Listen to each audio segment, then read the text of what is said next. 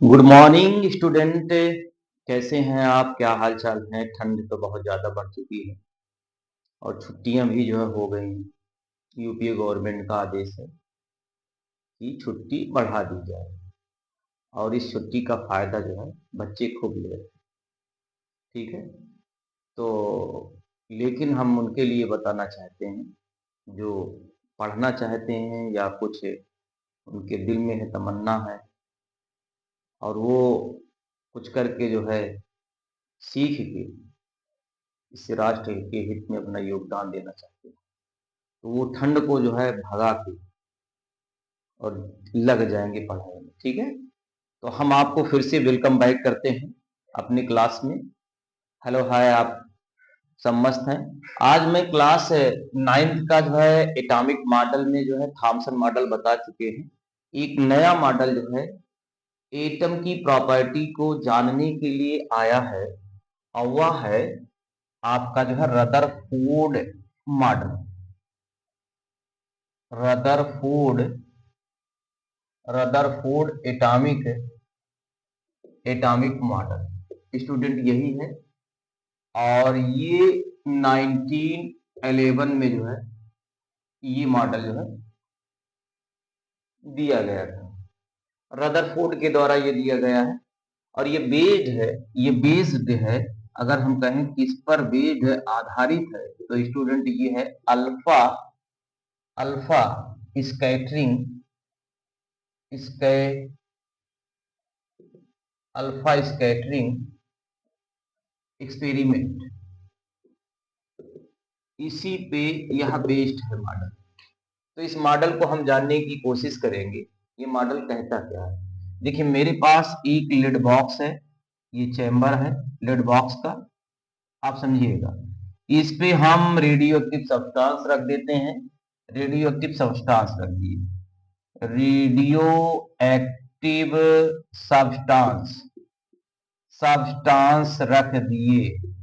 आप जानते हैं इसका बिहेवियर नॉर्मल एटम से ज्यादा कहीं होता है। कैसे? यह जो है यह करता क्या है? रेडिएशन करता है अल्फा, बीटा, गामा भी पार्टिकल्स का। अगर हम मान लो कोई भी आपका रेडियो एक्टिव सब्सटेंस है, वह अल्फा पार्टिकल्स का कैसे करेगा? तो हम अल्फा पार्टिकल्स किसे कहते हैं ये भी जान लें। ये हीलियम एटम है।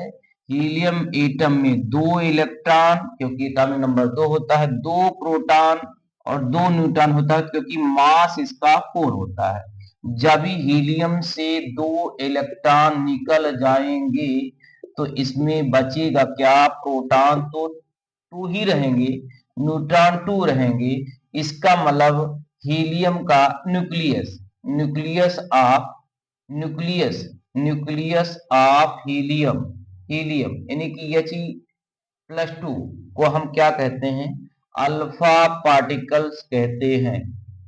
अब स्टूडेंट बात यहां आ जाते हैं। यहां से अल्फा पार्टिकल्स यानी कि निकलेंगे। अगर मैं यहाँ पे गोल्ड फॉइल ले लेते हैं, ये gold foil, this is gold foil foil gold की एक पन्नी बहुत कम है, आप कह सकते हैं 0.04। ठीक है, इससे इतना ही जो है मीटर की है, बहुत कम है और पतली सी है, जिसको गोल्ड फाइल कर रहे हैं। जब इस पे अल्फा पार्टिकल से पड़ती हैं इस गोल्ड फाइल पर, हम यहाँ पे एक स्क्रीन लगा दे रहे हैं। स्क्रीन, ये एक हमारा एक स्क्रीन है, ये स्क्रीन है स्टूडेंट। ठीक है। जब ये करती क्या है, इस पर पड़ती हैं, तो कुछ अल्फा पार्टिकल्स इस स्क्रीन पर जो है जो टकराती हैं, सीधे टकराती हैं, ऐसे सीधे। No deflection no deflection of alpha particles. कुछ अल्फा पार्टिकल्स इससे जब टकराते हैं तो कुछ एंगल पर डिफ्लेक्टेड हो जाती हैं, कुछ एंगल पर डिफ्लेक्टेड हो जाती हैं, कुछ एंगल पर डिफ्लेक्टेड हो। ये है आपका जो मैं ये लिखा हूं, इसको कहते हैं फास्फोरिसेंस फास्फोरिसेंट मटेरियल कहते हैं। फास्फोरेसेंट मटेरियल है जिस पर ZnS की कोटिंग लगा हुआ है। इसका मतलब कोई इस पर रेडिएशन आएगा तो उस रेडिएशन को ये ऑब्जर्व करेगा, बात समझ रहे हो, और उसके बाद इलेक्ट्रॉन क्या करेंगे, एक्साइटेड में जाएंगे, फिर जब एनर्जी को इमिट करेंगे, निकालेंगे, तो लाइट जो है निकलेगी, यानी कि चमक उत्पन्न होगा, उसे कहते हैं फास्फोरेसेंट मटेरियल। अब ये जो अल्फा पार्टिकल्स आप दे रहे हैं, नो या without deflection, no deflection, deflection, no deflection, इनका कोई डिफ्लेक्शन नहीं हुआ है। ये क्या हो रहे हैं, फ्यू डिफ्लेक्शन, या डिफ्लेक्टेड भी लिख सकते हो, फ्यू डिफ्लेक्टेड, ये भी हो गया। अगर हम बात करें तो लगभग ये माना गया है कि 20,000 अल्फा पार्टिकल्स, ये आपके अल्फा पार्टिकल्स, ये अल्फा पार्टिकल्स, ये जा रहे हैं, इस पे अटैक कर रहे हैं। 20,000 अल्फा पार्टिकल्स में से केवल एक अल्फा, ऐसा माना जाता है, ऐसा कुछ बहुत डाटा करेक्ट नहीं है, जिस रूट से जा रहे हैं उसी पे बैक हो जाते हैं, रिबाउंड हो जाते हैं, तो मतलब ये जा रहे हैं, इससे जो है गोल्ड फाइल्स को हिट करते हैं और उसके बाद बैक हो जाते हैं, ठीक है। तो ये सेटअप एक तैयार किया गया था, ये जो है ग्लास में पूरी तरह से एक्सपेरिमेंट किया गया था।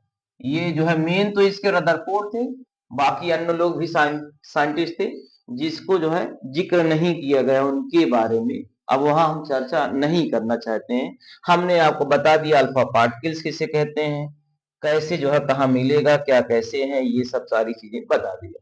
अब ये इस जो है गोल्ड फॉइल का मैं एक एटम लेता हूं, एक एटम, हम एक एटम तो ले नहीं पाएंगे, हम मान लेते हैं, वो साइंटिस्ट लोग जो है एक एटम लेते हैं, एटम ऐसा माना जाता है स्फेरिकल होता है, होता तो नहीं ऐसा, लेकिन मान लेते हैं स्फेरिकल होता है।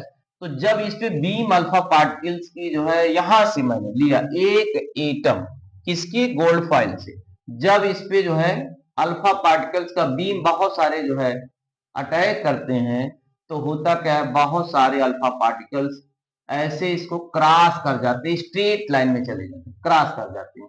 फ्यू अल्फा पार्टिकल्स जिस कुछ एंगल पे ऐसे डिफ्लेक्टेड हो जाते, कुछ ऐसे डिफ्लेक्टेड हो जाते, और 20,000 में से केवल एक अल्फा पार्टिकल्स जिस रूट पे जा रहा था, जिस रूट पे जा रहा था, बैक हो गया, रिबाउंडेड हो गया, यानी कि ऐसे पीछे आ गया।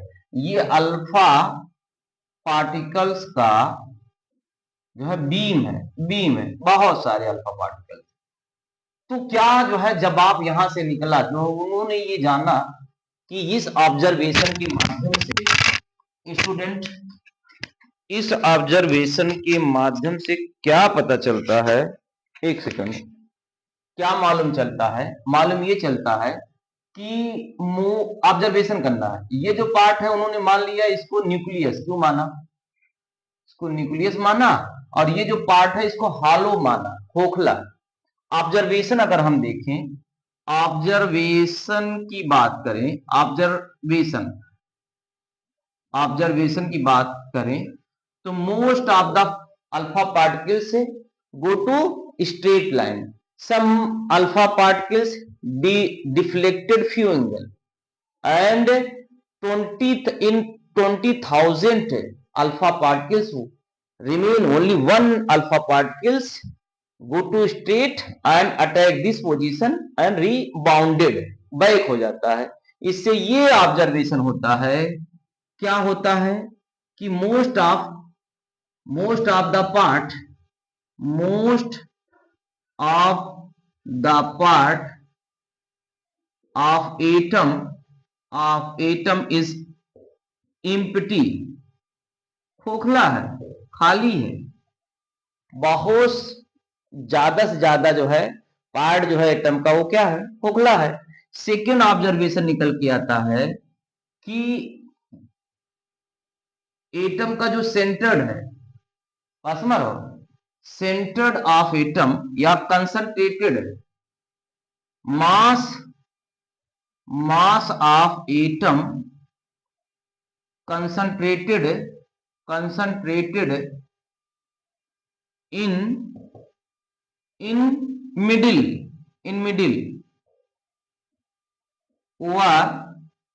or center. This center is called nucleus. इसी सेंटर को क्या कहते हैं? न्यूक्लियस कहते हैं। और यह बताया गया है कि इसका जो है जो वॉल्यूम होता है बहुत कम होता है, ये रिगिड होता है, हार्ड होता है। इस पे अगर कोई पॉजिटिव अगर चीज हिट करेगी तो रिबाउंड हो जाएगी, बैक हो जाएगी। स्पेस बहुत कम होता है।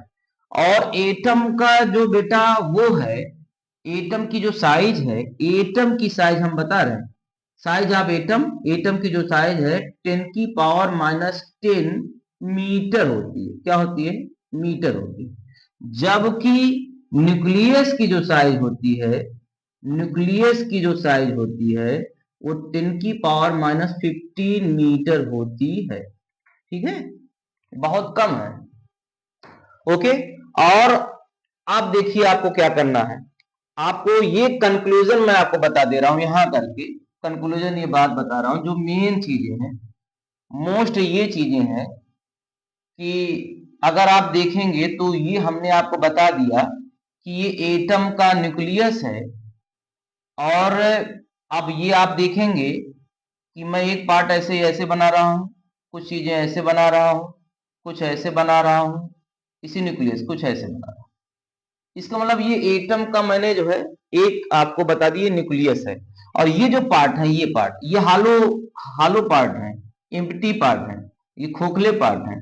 अब यहाँ इलेक्ट्रॉन है, यहाँ इलेक्ट्रॉन है, यहाँ इलेक्ट्रॉन है, ये इलेक्ट्रॉन है, ये इलेक्ट्रॉन है, यहाँ इलेक्ट्रॉन है, ये इलेक्ट्रॉन रिवॉल्व कर रहा है। तो इन्होंने ये भी कहा कि जो इलेक्ट्रॉन है, electron revolve in the nucleus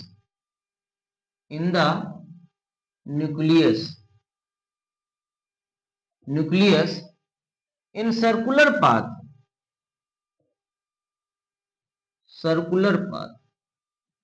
और जिस सर्कुलर पाथ में वो घूम रहे हैं कार्ड ऑर्बिट, उन्हें हम ऑर्बिट कहते हैं, ओआर सेल भी कह सकते हैं। ठीक है, तो हम ये से फिगर के माध्यम से ये बताना चाहते हैं कि एटम की प्रॉपर्टीज को जानने के लिए, देखो जब आप मैटर की प्रॉपर्टी जानना है तो एटम को आपको जानना पड़ेगा।